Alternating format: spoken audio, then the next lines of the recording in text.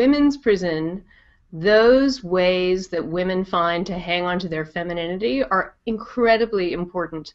Prison is a super harsh environment by design, and quite literally by design. We're talking about cinder block walls, metal, bland colors, a very dull landscape and a very harsh landscape. And of course we're talking about very harsh rules.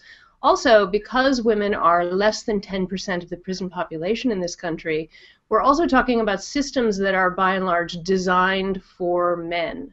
So when women are put in prison, they really have to fight. I mean, we were literally wearing clothes that were men's clothes and shoes that were very obviously men's shoes, and you know, it's not an environment that fosters anything approaching to traditional femininity, and it's very interesting to watch how women approach that and how they respond to that. So that might entail, you know, some of those very careful grooming things that you allude to, you know, making sure that you sort of keep your look together. So prisoners work to maintain the facility in which they live. So I worked as a construction worker and as an electrician, and other women worked as plumbers who really might have been very unlikely to work as plumbers on the outside world.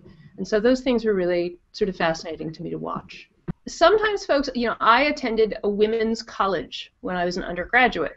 And so when you think about those two very different institutions, very, very different, and you know, obviously as a society we build institutions very intentionally. We build certain institutions for some people and certain institutions for others. But one of the total crossovers was definitely women's love of food and sort of obsessions with food. And in prison, the idea that you can actually have a meal that is quote-unquote home cooked in the microwave, in this case, by another prisoner, a meal that is prepared with love and given to you as opposed to the institutional food in the chow hall, that's really, really powerful.